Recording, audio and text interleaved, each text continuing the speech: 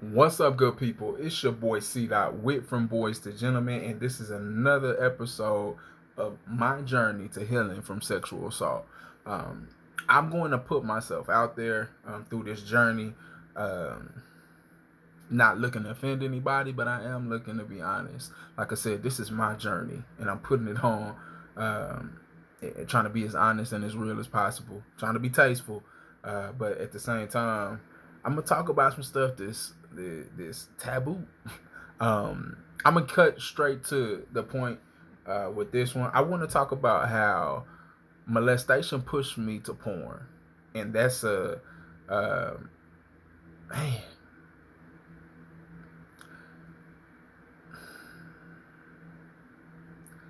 It still brings that dirty feel. Um, but that dirty feel was something that created a demand in me. I wasn't willing to do things in action. I wasn't willing to go out and um, engage with another person. But once the molestation started to, I guess you would say, rear its head, um, it really kicked when I started to become interested in girls. By the time I became interested in girls, like that's when I really learned about what sex was. And at that point, I'm talking about like penetration and things. So that became something very interesting to me. And it was directly connected because it was so hard to separate the intrigue and the interest in sex was so connected to that same sensation that I got when I was abused in that place. And it was such a it was embarrassing. I did not want to be this dirty, nasty person that I felt inside. Regarding now, this was separate from all the society standpoints. You know, the boys will be boys. It's normal for us to go out there. You know, we're just starving for sex, hormones kicking, all that different. Forget all that narrative. I felt dirty. I felt horrible and guilty because something that was supposed to be natural, that people are telling me is natural, was a sensation that felt in an unnatural place, but pleasure was still a part of that equation. So it pushed me heavily to porn because that was a place where I could kind of feed that dark desire and that level of disrespect. You know, the aggressiveness that they showed when they did it, the disrespect that they had for the females was something that really intrigued me, and I felt guilty for it. But even after watching the experience, it was always this that's horrible. I felt bad for even witnessing it, but that didn't change that next time where the urge was just there to get that videotape or that DVD. We had cell phones back then, so um, to get that next fix of something I couldn't describe, I couldn't explain. It was a hard separation to say, here's something that happened to me, and remembering those feelings vividly, remembering the sensations, remembering the experiences, the smells, the pressures, the touches, remembering everything, and then coming into a place where here I am 12, 13, and where sex is really starting to become um discussed and talked about. We've graduated from the X-Men and the Superman, Batman phase, and now we're into actually talking about, hey, condoms. We're talking about these different things. So at a place of puberty and going into maturity, I'm trying to balance this inner demon of that sensation, and the only way to really feel that for me that I chose was the pornography,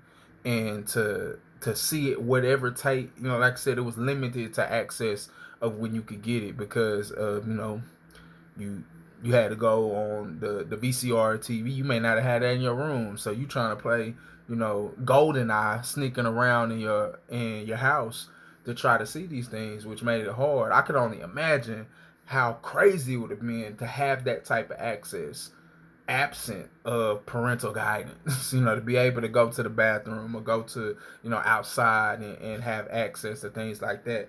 Oh, I don't even want to imagine how crazy it would have been.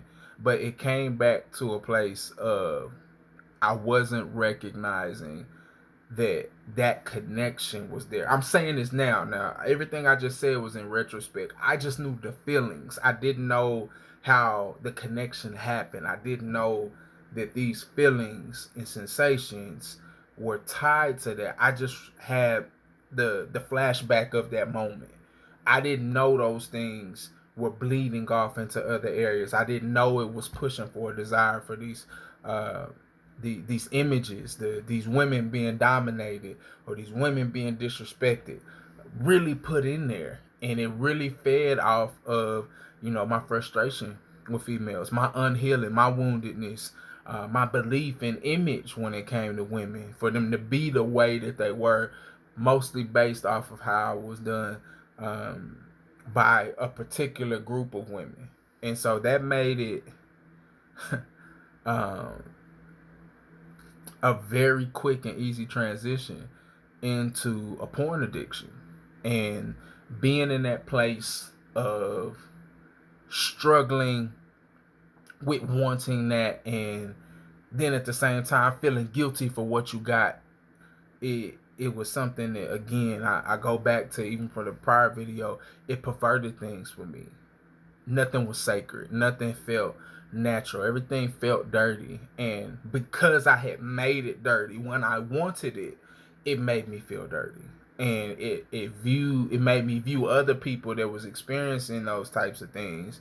I was envious because I felt like I was the only one. That was the other thing. Like, when I went through this experience, I was the only one this ever happened to.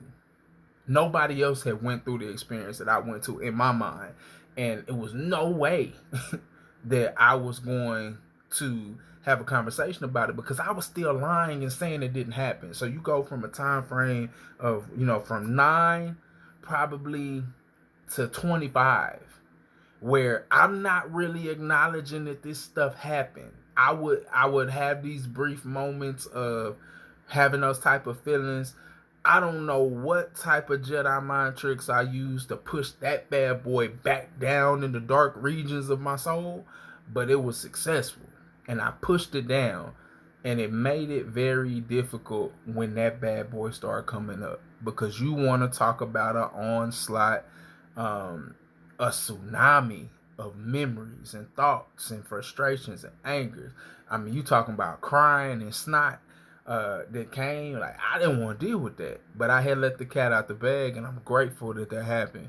But that is something that was a direct tie that made it extremely difficult for me to stop perverting sex, stop perverting the image and the thought of sex, because I had tied those two things together. That molestation directed straight in with that pornography, which made sex such a nasty thing. It made it a desirable thing, but it made it something nasty. It made me view it in a different way, that really, really made it hard to engage intimately. I'm not talking about sexually. To engage with another person on an intimate level, a close connection, an open and vulnerable level, because it I didn't want to disrespect and violate these females, and that's why I attribute sex to. Because of my molestation transferring directly over to porn, I felt like any of those acts that I saw on there would be disgracing a female, disrespecting. So I couldn't carry out the act, but I still had that desire, and I still was feeding myself that toxic view of sex by watching the pornography in that manner. So that's just something, again, another step. Let me know who can relate. At this point, I want to start the conversation. I appreciate everybody's watching the videos, but talk to me about it. Who can relate to that? What's your thoughts? Agree, disagree, however you feel. But let's talk about that. Thank you for sharing. Let's keep it moving. As always, from boys to gentlemen, I love y'all.